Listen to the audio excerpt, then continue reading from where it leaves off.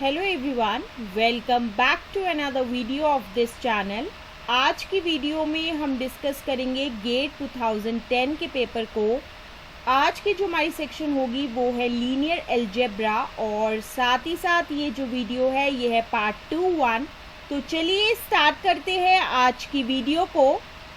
अब हम आते हैं आज के क्वेश्चन की तरफ और आज के क्वेश्चन में क्या है कि हमें एक मैपिंग दी गई है टी जो कि कहाँ से कहाँ की तरफ है, P3 क्लोज्ड इंटरवल 0,1 से जो है P2 क्लोज्ड इंटरवल 0,1 की तरफ है। और इस मैपिंग टी को जो है वो डिफाइन किया गया है कुछ इस तरीके से, T of P of x जो है वो बराबर है P double dash of x plus P dash of x के।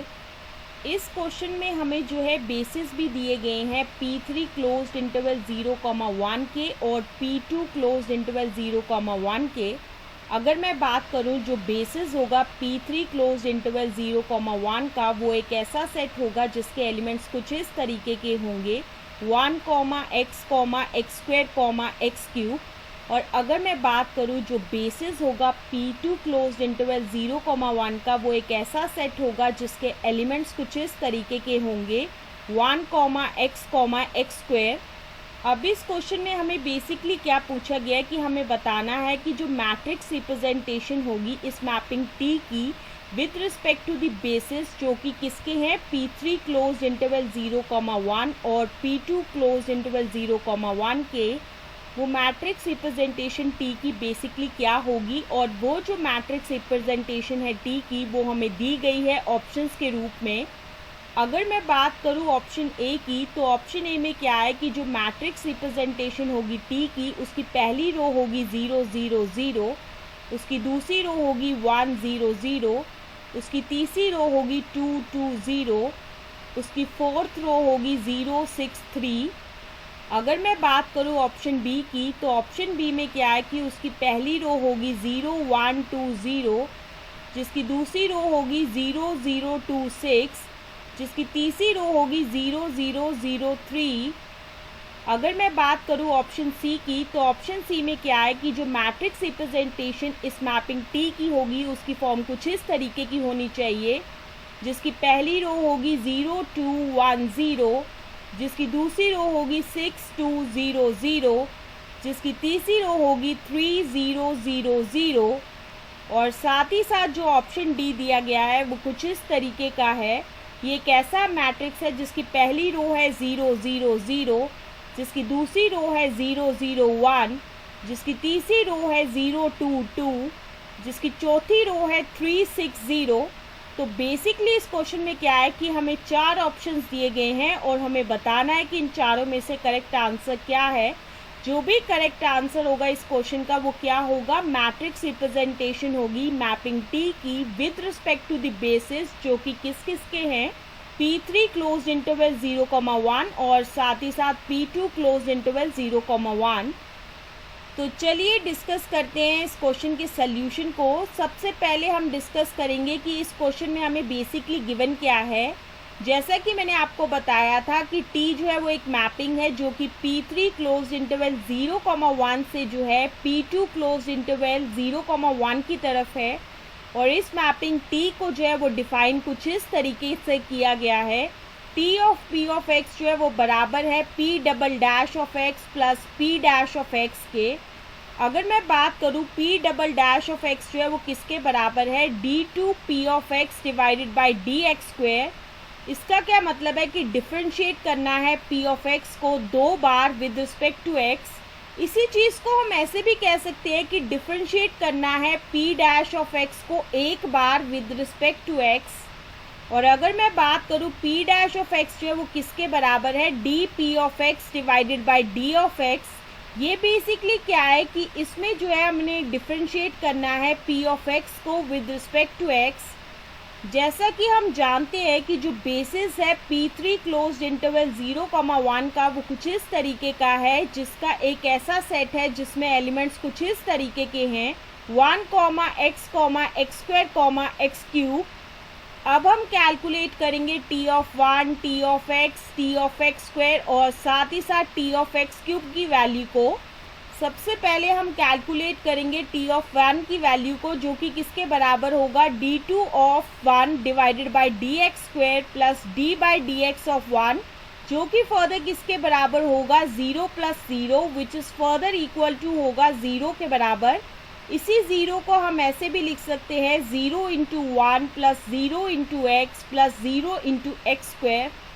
दूसरी चीज़ हम कैलकुलेट करेंगे टी ऑफ एक्स, जो कि किसके बराबर होगा d2 divided by dx² of x plus d by dx of x, which is further equal to होगा 0 plus 1, which is equal to 1 के बराबर होगा। इस केस में 1 को हम ऐसे भी लिख सकते हैं 1 into 1 plus 0 into x plus 0 into x square. तीसरी चीज़ हम कैलकुलेट करेंगे टी ऑफ एक्स स्क्वायर, जो कि किसके बराबर होगा d2 divided by dx² of x square plus d by dx of x square, which is further equal to होगा 2 plus 2x। इस केस में 2 प्लस 2x को हम ऐसे भी लिख सकते हैं 2 into 1 plus 2 into x plus 0 into x square. चौथी चीज़ हम कैलकुलेट करेंगे टी ऑफ एक्स क्यूब, जो कि किसके बराबर होगा d2 divided by dx² of x cube plus d by dx of x cube, which is further equal to होगा 6x plus 3x square. इस केस में 6x प्लस 3x स्क्वायर को हम ऐसे भी लिख सकते हैं 0 into 1 plus 6 into x plus 3 into x square. तो यहाँ से हम ये चीज़ कह सकते हैं कि टी ऑफ एक्स क्यूब जो है वो किसके बराबर होगा 0 into 1 plus 6 into x plus 3 into x square के।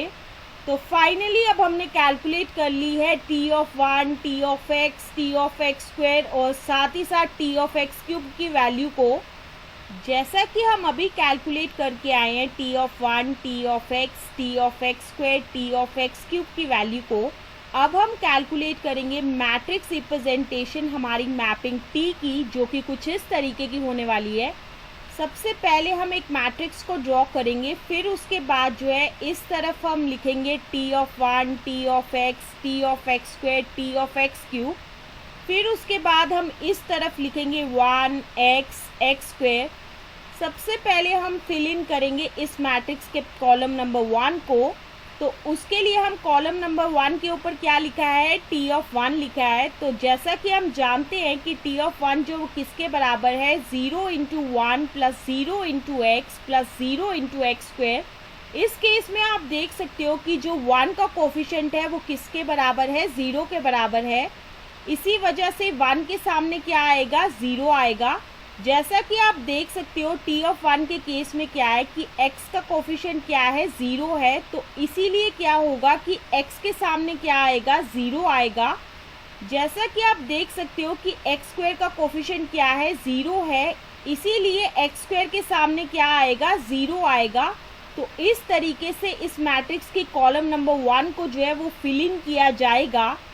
अब हम डिस्कस करेंगे कि कैसे हम इस मैट्रिक्स की कॉलम नंबर 2 को जो है वो फिल इन करेंगे। और जैसा कि हम देख सकते हैं कि कॉलम नंबर 2 के ऊपर क्या लिखा है, टी ऑफ एक्स लिखा है।